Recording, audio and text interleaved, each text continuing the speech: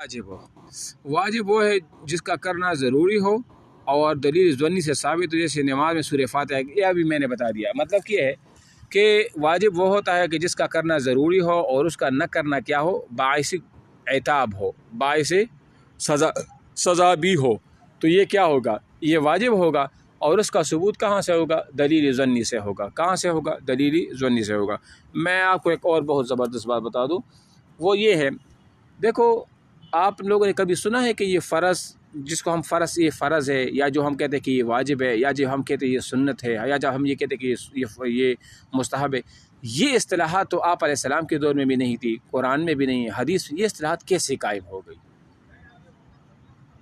پتہ ہے آپ لوگوں کو کہ یہ اصطلاح یہ کیسے قائم ہو گئی تھی؟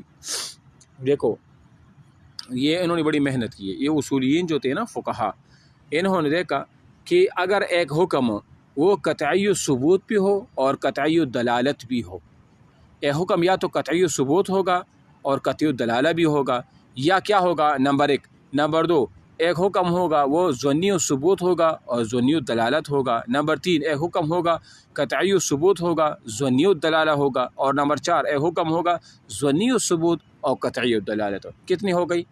چار حکم۔ دیکھو پہلا یہ ہے نا، یہ تو خیر ریکارڈ میں آ بھی گیا ہے، نمبر ایک ایسے کہ قطعی ثبوت، قطعی الدلالہ، نمبر ایک، نمبر دو ظنی ثبوت، ظنی الدلالہ، نمبر تین قطعی ثبوت، ظنی الدلالہ، اور نمبر چار ظنی ثبوت، قطعی الدلالہ۔ یہ کیا مطلب ہے ان چیزوں کا؟ یہ تو بعد میں ہم پڑھ بھی لیں گے، لیکن مثال کے طور پر میں کہہ دوں کہ قطعی ثبوت اور قطعی الدلالہ، کہ اس کا ثبوت بھی قطعی و یقین ہو اور اس کا معنی مفہوم بھی قطعی اور یقینی ہو۔ کیا ہو؟ یقین ہو۔ آپ مجھے بتائیں نا، یہ جو قرآن مجید میں لکھا ہے کہ الزانیۃ والزانی فاجلدوا کل واحد منہما مئۃ جلدہ، کہ زناکار مرد اور زنا کرنے والی عورت کو 100 کوڑے مارو۔ کتنی کوڑے مارو؟ 100 کوڑے مارو۔ اب اس آیات کا ثبوت ہو، یہ قطعی ثبوت ہے کہ نہیں، یعنی اس کا ثبوت قرآن کی آیت سے قطعی ہے کہ نہیں؟ قطعی ہے نا، اور اس کا معنی اور مفہوم وہ بھی قطعی ہے، مطلب 100 سے 100 کوڑے مراد ہو، نہ تو 80 کوڑے مراد، نہ 90 کوڑے، نہ 99، نہ 110، بلکہ 100 کا جو ورڈز ہے، 100 100 جو ورڈز ہے، اس سے 100 ہی مراد ہوتے ہیں نا۔ تو یہ کیا ہوا؟ یہ اس کا مفہوم بھی قطعی ہے، تو بس کا مطلب ہے کہ یہ قطعی ثبوت بھی ہے اور قطعی دلالہ بھی ہے۔ دلالہ کا مطلب کیا ہے؟ یعنی معنی مفہوم اس کا بھی وہ بھی قطعی ہے۔ تو جہاں ہم کہتے ہیں نا کہ یہ چیز فرض ہے، یہ واجب ہے، یہ مستحب ہے، یہ وغیرہ وغیرہ یہ ہے، تو ان کا ثبوت ان طریقہ کار کے ذریعے سے ہمیں پتہ چل جاتا ہے کہ اب یہ واجب ہے، اب یہ فرض ہے، یہ اصطلاحات یہیں سے قائم ہوتے ہیں۔ اب بات سمجھ آ رہی میری؟ اچھا جی، یہ تو میں نے بتا دیا، آگے ویسے آ بھی رہا ہے، ٹھیک ہے جی، ٹھیک ہے۔ اچھا جی، اس کے بعد ہے واجب۔ اب دیکھو واجب پر عمل ضروری ہے، عمل پر ثواب اور ترک پر گناہ ہے۔ اگر آپ سے پوچھے، آپ سے انٹرویو میں پوچھے کہ واجب کی تعریف کرے، تو آپ آسان الفاظ میں کس طرح تعریف کریں گے؟ آپ کہیں کہ سر واجب وہ ہوتا ہے جس کا ثبوت ظنی ہو، دلیل ظنی سے ہو۔ جس کا ثبوت کیا ہو؟ دلیل ظنی سے ہو، ہاں دلیل ظنی سے ہو، اور اس کا عمل میں لانا یہ واجب ہو اور ضرور ہو، اور اس کو نہ کرنا کیا ہو؟ باعث عتاب اور باعث سزا ہو۔ سمجھ آ رہی؟ وہ آپ سے پوچھیں گے کہ دلیل ظنی، وہ آپ سے اگر پوچھیں کہ دلیل ظنی کیا ہوتا ہے، تو آپ کہو گے کہ سر دلیل ظنی وہ ہوتا ہے جس کی ثبوت میں کہیں نہ کہیں شبہ پایا جاتا ہو۔ کیا پایا جاتا ہو؟ شبہ پایا جاتا ہو۔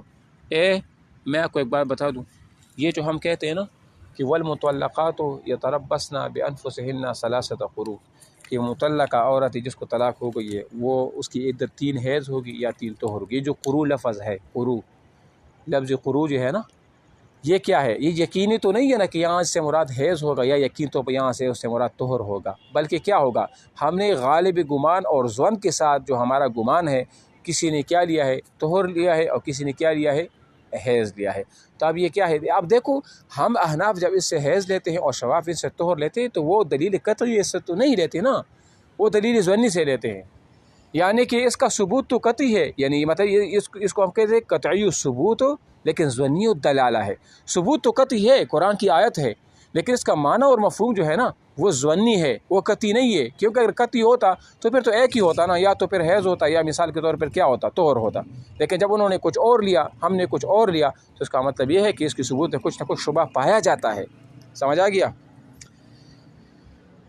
اچھا جی، تو یہ ہو گئی وہ والی بات اس کی تعریف اور واجب کی. ٹھیک ہے. اچھا جی، فرض اور واجب کی دو قسمیں، عینی اور کفائی. عینی کا مطلب کیا ہے؟ وہ فرائض اور واجبات ہیں جو اشخاص افراد پر انفرادی حیثیت سے واجب ہوتے ہیں، جیسے نماز، روزہ، حج، زکوٰۃ وغیرہ.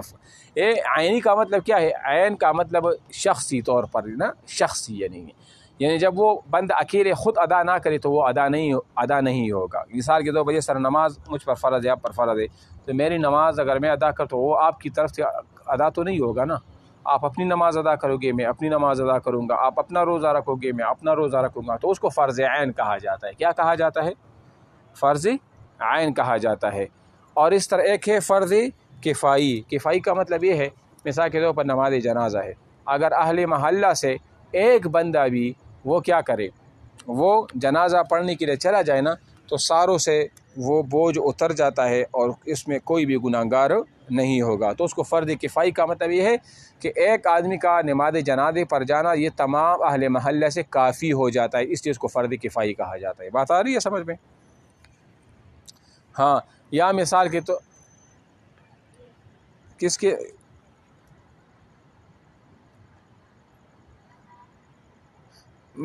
اس کی اور مثال کے طور پر جس طرح علم حاصل کرنا ہے، علم حاصل جو یہ تو تمام افراد پر فرض نہیں ہے نا، نہ تمام عورتوں پر فرض ہے، بلکہ بعض عورتوں پہ محلے میں ایک عورت ایسی ہونی چاہیے جو کہ عالمہ ہو، محلے میں ایک مرد ایسا ہونا چاہیے جو کہ عالم ہو، تو یہ فرض کفائی کے درجے میں آ جاتا ہے. ایسا کچھ نہیں ہے. یا مثال کے دو ہاں فائدہ مطلب وہ ایک عورت یا وہ ایک مرد جو کہ ایک محلے کے اندر عالم یا عالمہ ہو، وہ کافی ہو جاتا ہے تمام اہل محلہ کی وجہ سے. ٹھیک ہے نا. اس کے لیے آپ اور بھی ایسی مثالیں دے سکتے ہیں. مثال کے طور پر جب اقدامی جہاد ہو اور محلے میں سے ایک آدمی اقدامی جہاد کے لیے جائے، تو پھر کوئی گناہ گار تو نہیں ہوگا نا، اگر شریعت نے حکم دیا ہو کہ آپ ادھر جائے اور حاکم وقت نے حکم دیا ہو. تو فرض کفائی کا مطلب یہ ہوتا ہے. سمجھ آ رہی ہے نا؟ اچھا جی. وہ تو فرض عین جہاد دو قسمیں ہیں، ایک جہاد اقدامی ہوتا ہے، ایک دفاعی جہاد جو ہوتی ہے نا.